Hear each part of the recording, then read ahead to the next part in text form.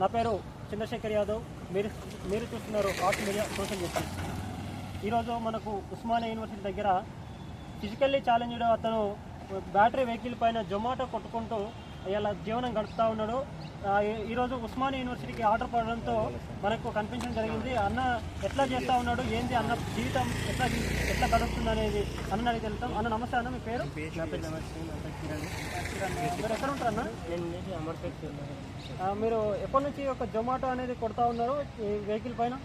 నేను స్టార్టర్ అంటే మొన్న ఒక నెల అయింది. 22 నుంచి చేసిన, నవంబర్ నుంచి. ఇంకా డిసెంబర్ నుంచి ఒక నెల అయింది.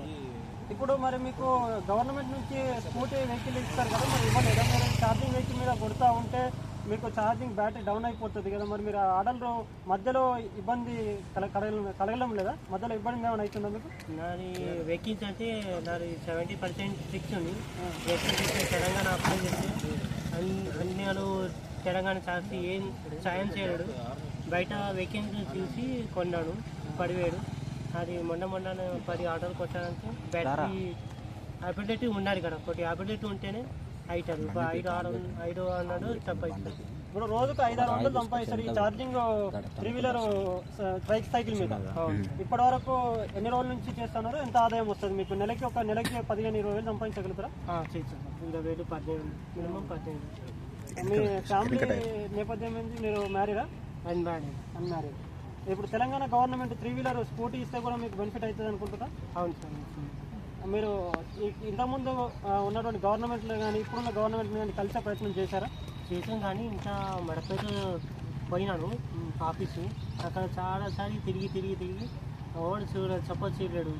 ఇక అమ్మడిపేట పోయినప్పుడు ఒక అన్న కూడా ఉంటే ఆయన కూడా వెహికల్ పెట్టి తొక్కి ఉండే. ఆయన చెప్పాను కూడా బ్యాటరీ తెచ్చిస్తాను అని పడన్నా చెప్తే ఆయన వెహికల్తో ఆఫీసు మేము క్యాంపు ఆయన దాని కూడా వచ్చింది. ఆయన దాని వలన తెప్పించుకున్నాను. ఇప్పుడు తెలంగాణ గవర్నమెంట్ మీకు స్కూటీ ఇచ్చినా కానీ మీరు ఇదే జొమాటో ట్రైసైకిల్ మీద కాకుండా స్కూటీ మీద చేసుకొని ఇంకా ఎక్కువ సంపాదించుకోగలుగుతారు కదా? అవును సార్. గవర్నమెంట్కి మీరేం చెప్పదలుచుకున్నారు? మీరు గవర్నమెంట్ ఎలాంటి సహకారం చేయాలనుకుంటారు? గవర్నమెంట్ సహాయం చేయాలి.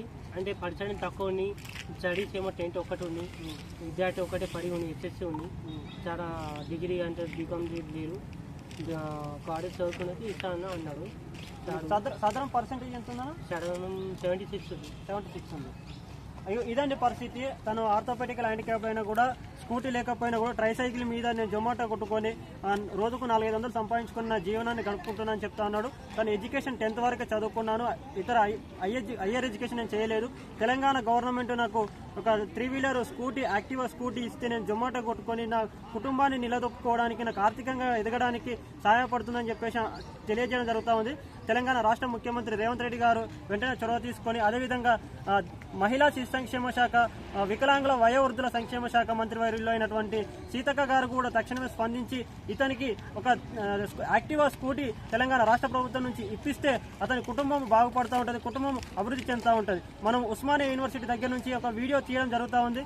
తెలంగాణ రాష్ట్ర ప్రభుత్వం తక్షణ స్పందించి కిరణ్ జనార్దన్ అనేటువంటి ఫిజికల్లీ ఛాలెంజ్డ్ ట్రైసైకిల్ మీద ఒక జీవనం గడుపుతుంటూ జొమాటో కొట్టుకొని అతనికి న్యాయం చేయాలని చెప్పేసి తెలంగాణ రాష్ట్ర ప్రభుత్వం తక్షణమే చొరవ తీసుకొని వికలాంగుల సంక్షేమ శాఖ డైరెక్టర్ అయినటువంటి శైలజ కానీ, కమిషనర్ శైలజ గారు కానీ, అదేవిధంగా వికలాంగుల సంక్షేమ శాఖ చైర్మన్ ముత్తినేని వీరయ్య గారు తక్షణమే చొరవ తీసుకొని కిరణ్ జనార్దన్ అంబర్పేటలో ఉంటాడు, ఇతనికి న్యాయం చేసి ఇతనికి యాక్టివా స్కూటీ ఇస్తే ఇతను జొమాటో కానీ ఇంకా ఇతర పనులు చేసుకొని అతని జీవనాన్ని గడుపుతూ ఉంటాడు.